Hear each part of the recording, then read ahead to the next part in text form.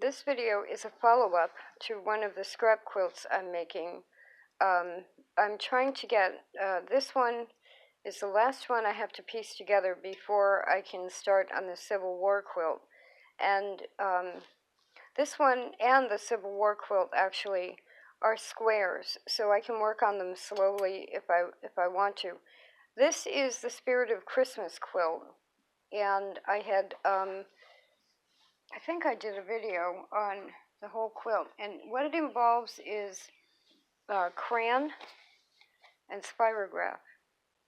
So these were my original test squares with spirograph, and I kind of got slowed down because I had to color them all, and what I am doing now is pressing them face down on a brown paper bag, and what that is doing is forcing any excess wax out of the crayon and it's more or less setting the crayon. And I'm doing this before I put the spirographs on, simply because I've got Jelly Roll pens right now. Ink Jelly, Jelly Joy, Gel Joy, something like that, by Papermate. And I'm not sure how the gel ink will react to heat. So I decided to heat set the crayon first, and then go ahead and add the spirographs. Plain brown paper bag. Now a couple of things are going on here. Through some of my videos, I've done a few that mention this method of crayon. When I did an angel face in crayon, an awful lot of wax, pigment, and wax came off.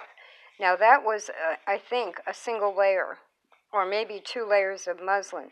This has flannel batting in the middle, and that's about how much is coming off, and I've done about 15 squares, and I have 112 total to do. So the color isn't changing at all, but what I'm doing is just getting that little bit of extra wax out. Now this one is truly a scrap style quilt. You can see I hand cut the squares, I hand cut the flannel. Some of them are crooked, so I'm going to have to go and trim this before I stitch them. And this will end up being a rag quilt, like that. I think it's going to be pretty though, even though it's a rag quilt, and this is actually an old sheet for the top. A sheet is the best surface to draw on for spirograph. So I think when I get it done, it's actually going to be pretty. The coloring took a lot longer than I thought. You would think, you know, it's so easy to sit and color. Even without my art thing going on right now, it isn't, because you have to color 112 of the same thing. So I was doing like 10 squares at a time, and then I'd take a break from it. But anyway, that's not very much to be coming off of 15 squares. So this is actually a fun project, even though the coloring may take some time.